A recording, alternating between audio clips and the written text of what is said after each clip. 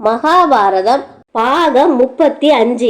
தம்பிகளை பணயமாக வைக்கும் யுதிஷ்டிரன். விதுரர், போதும், இந்த விளையாட்டை நிறுத்துங்கள். இதற்கு மேலும் இந்த அநியாயத்தை எங்களால் பார்க்க இயலாது. அரசே, துரியோதனன் நம் குலத்தை அழிக்கப் போகிறான். இன்று பாண்டவர்கள் மிகவும் பொறுமை காத்து கொண்டிருக்கிறார்கள்.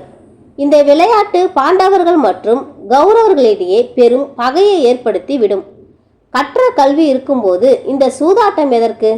துரியோதனன் சகுனியின் பேச்சை கேட்டுக்கொண்டு மிகவும் தவறு செய்து கொண்டிருக்கிறான். சகுனி இங்கு இருக்கும் வரையில் இரு சகோதரர்களிடையே பகை இருந்து கொண்டேதான் இருக்கும். அதனால் இப்பொழுதே இந்த விளையாட்டை நிறுத்திவிடுங்கள் என கூறினான். விதுரனின் இப்பேச்சை கேட்டு கோபம் கொண்டு துரியோதனன் எழுந்தான். விதுரரே, தாங்கள் என்ன பேசிக் கொண்டிருக்கிறீர்கள்? நீங்கள் எங்களையே தவறு என்று கூறுகின்றீர்களா? நான் நினைத்தால் இப்பொழுதே உங்களுக்கு தண்டனை கொடுக்க முடியும். எனது தந்தையின் சகோதரன் என்று பார்க்கிறேன். நாங்கள் என்ன செய்து கொண்டிருக்கிறோமோ அதை சரியாகத்தான் செய்து கொண்டிருக்கிறோம்.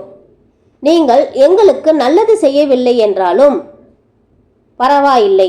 தயவு செய்து இடையில் புகுந்து தொந்தரவு செய்யாமல் இருங்கள். உங்களின் உபதேசம் வேண்டும் என்று இங்கு யாரும் கேட்கவில்லை.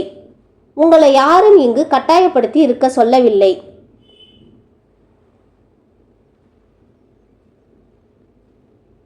உங்களுக்கு விருப்பமில்லை என்றால் இப்பொழுதே இங்கிருந்து செல்லலாம் என்றான்.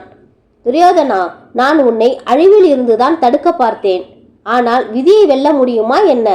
என் அறிவுரையை நீ கேட்க மாட்டாய். இனி உனக்கு அறிவுரை சொல்வதில் என்ன பயன் என கூறி இருக்கையில் அமர்ந்தார். சகுனி, யுதிஷ்டிரா, நீ உன் நாடு முதற்கொண்டு அனைத்தையும் இழந்து விட்டாய். இனி உன்னிடம் என்ன இருக்கிறது? உன் தம்பிகளை தவிர வேண்டுமென்றால் உன் தம்பிகளை வைத்து பணயமாக ஆடு. இதில் நீ வென்றால் அனைத்தையும் பெற்றுவிடலாம் என்றான். அப்பொழுது நகுலனும் சகாதேவனும் முன் வந்து, அண்ணா, தாங்கள் எங்களை பணயமாக வைத்து விளையாடி எல்லாவற்றையும் வெல்லுங்கள் என்றனர். தன் தம்பிகளின் பாசத்தை எண்ணி மகிழ்ந்த யுதிஷ்டிரன் தம் தம்பிகளை பணயமாக வைத்தான். தாயங்கள் உருட்டப்பட்டது. வென்றது துரியோதனன்தான். சகுனியும் துரியோதனனும் அளவற்ற மகிழ்ச்சி அடைந்தனர். சகுனி, தர்மரே, தாங்கள் நகுலனும் சகாதேவனும் மாற்றாந்தாயின் புதல்வர்கள் என்பதால் பணயம் வைத்து தோற்றுவிட்டீர்கள். எதற்காக அர்ஜுனனையும் பீமனையும் தாங்கள் பணயம் வைக்கவில்லை என தூண்டினான். தர்மர், நாங்கள் நாட்டை இழந்தாலும் எங்கள் ஐவரையும் எவராலும் பிரிக்க முடியாது. அதனால் நான் என் தம்பிகள் பீமன் மற்றும் அர்ஜுனனை பணயமாக வைக்கிறேன் என்றான். தாயங்கள் உருட்டப்பட்டது. இம்முறையும் துரியோதனனே வெற்றி கண்டான். வெற்றியில் ஆரவாரம் செய்தான் சகுனி. தர்மரே, தாங்கள் தம்பிகளையும் இழந்து விட்டீர்கள். இப்பொழுது யாரை பணயமாக வைக்கப் போகிறீர்கள் என கேட்டான். யுதிஷ்டிரன், நான் என்னையே பணயமாக வைக்கிறேன் என்றான். இதை கேட்டு பீஷ்மரும் விதுரரும் துடிதுடித்து போயினர்.